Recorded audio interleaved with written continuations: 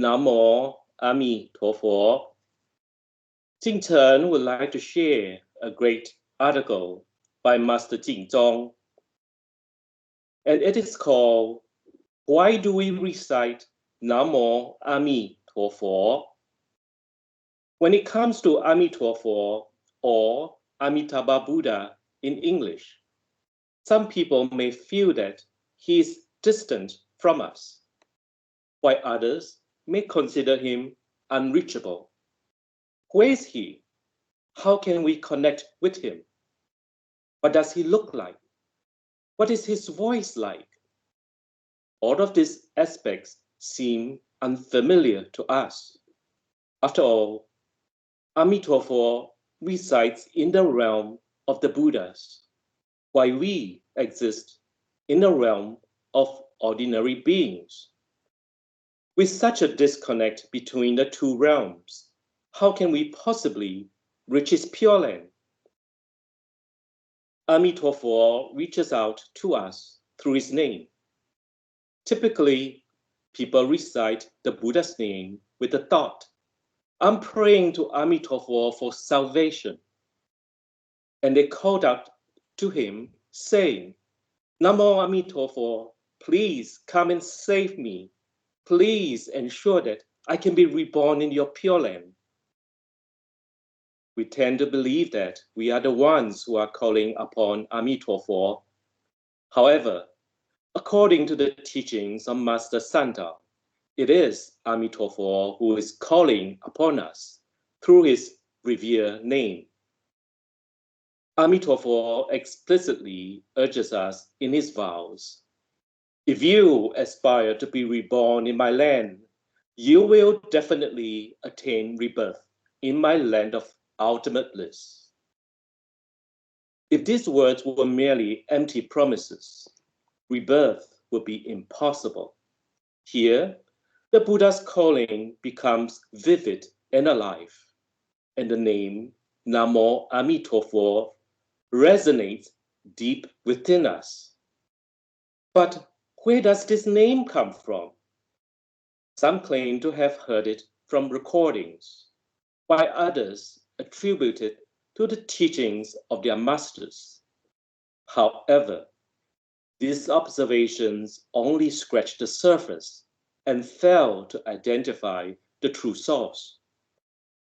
This name originates from Amituofo's profound compassion.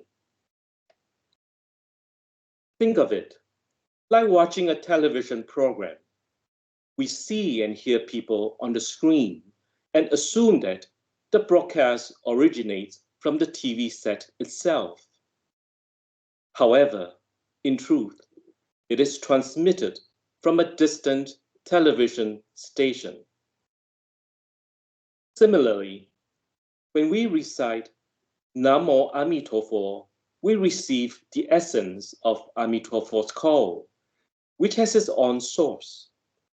If that source were within our transient hearts or worldly realms, it would fail, since our hearts are impermanent. How then could we find the path to liberation? When we recite the name of Amituofo, we are on the receiving end of the benefits embodied in that name, the source of which lies in the distant land of ultimate bliss.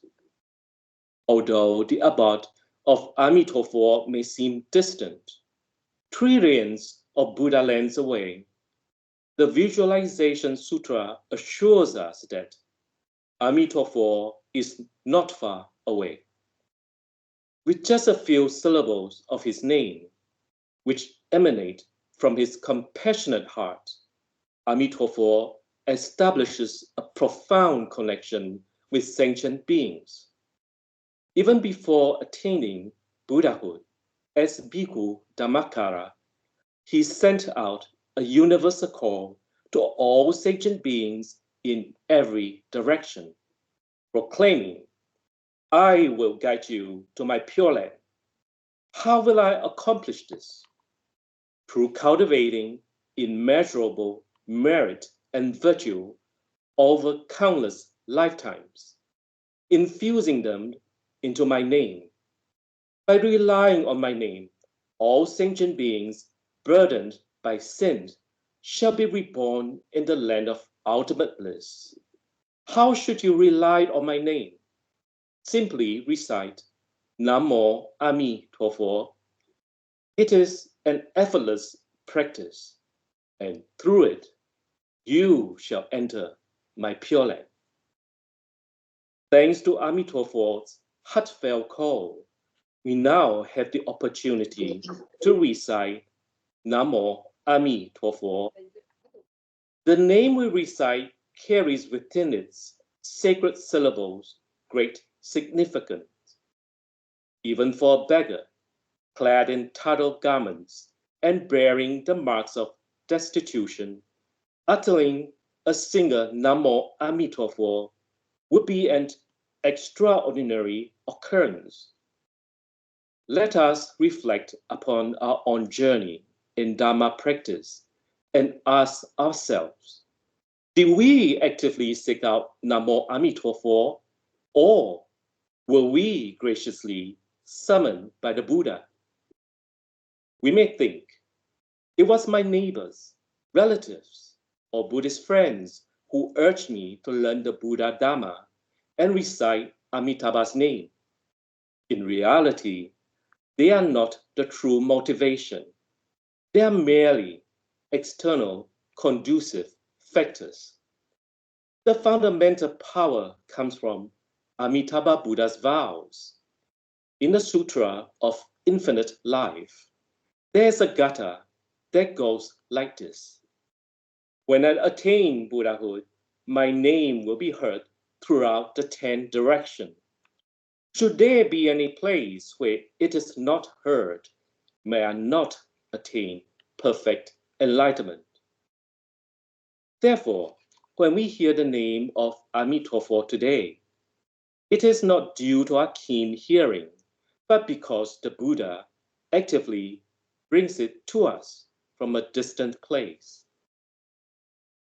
In truth, the wisdom of the Buddha knows no bounds and manifests itself in myriad unfathomable ways. This includes the utilization of reciting machines, which can be described as the manifestation by Amituofo to spread the sound of Dhamma. One may ask, what's so remarkable about this plastic device? Indeed, the plastic device itself may not hold much significance, but the name it recites, Namo Amituofo, is truly extraordinary. The Buddha wishes the sound of the Dhamma to be disseminated, and the sound of Dhamma is the salvational sound of the name of Amituofo. It spreads widely in various ways, in the form of a reciting machine, enabling us to hear it, or of a written note posted prominently for us to see, or it may be recited by fellow practitioners, allowing us to listen, or even as a song sung by Jing in the TV series based on the biography of monk Jing. In that series, there's a catchy tune even young children can sing. Shoes are worn, hats are torn, his robe is tattered and worn. Namo Amituofo, Namo Amituofo. Through inconceivable causes and circumstances, the name of Amituofo reaches far and wide, enabling everyone to come into contact with it and gain an understanding.